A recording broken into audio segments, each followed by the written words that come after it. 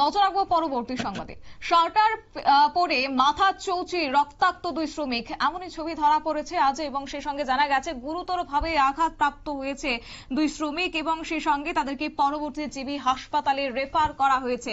বিশালগড় মধ্য বাজারে এই ঘটনা। মাথায় শার্টার ভেঙে পড়ে চৌচির গুরুতরভাবে আঘাতপ্রাপ্ত দুই শ্রমিক। ঘটনাটি বুধবার বিকেল নাগাদ। আহত শ্রমিকদের উদ্ধার করে বিশালগড় মহকুমা হাসপাতালে নিয়ে গেলে কর্তব্যরত চিকিৎসকরা তাদেরকে আগরতলা জিবি হাসপাতালে রেফার করেছে।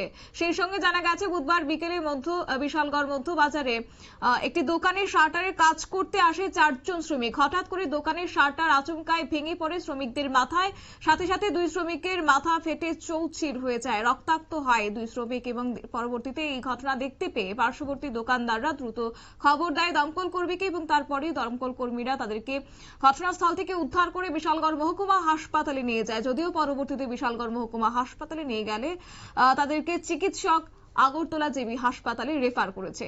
এই মুহূর্তের কি আপডেট রয়েছে শুনুন।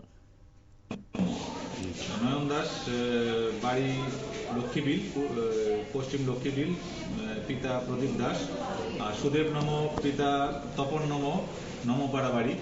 তো এদের ওরা দুজন কাজ করছিল, ওদের মাথায় শাটার পড়েছে যতটুকু আমরা জানতে পেরেছি। এবং এর পরে সুদেব নম কিছুটা আঘাত পেয়েছে ঘাড়ে, কাঁধে আর হাতে। আর নয়ন দাস মাথায় বেশ খানিকটা চোট পেয়েছে। তো নয়ন দাসকে আমরা সেই জন্য রেফার করেছি জিবি হাসপাতালে। স্যার, আজকে সিপাহীজলা অনেকগুলোই দুর্ঘটনা হয়েছে, এই বিষয়ে কি বলবেন? সিপাহীজলায় অ্যাকচুয়ালি আমাদের কাছে প্রতিদিনই অনেক রকম পথ দুর্ঘটনার কেস নিয়ে আসা হয়, এবং প্রতিটা ক্ষেত্রেই আমরা দেখি যে বাইক আরোহীর সঙ্গে অন্যান্য যানবাহনের ঘটনাটাই বেশি থাকে।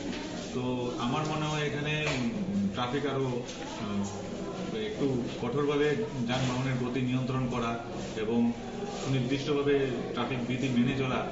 স্যার, আপনার আমার নাম ডক্টর রাজু সরকার।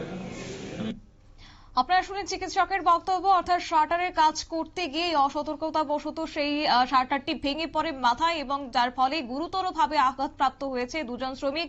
এবং সেই সঙ্গে আজকে সংবাদ মাধ্যমের মুখোমুখি হয়ে বিস্তারিত জানিয়েছেন বিশালগড় মহকুমা হাসপাতালের ইনচার্জ ডক্টর রাজীব সরকার।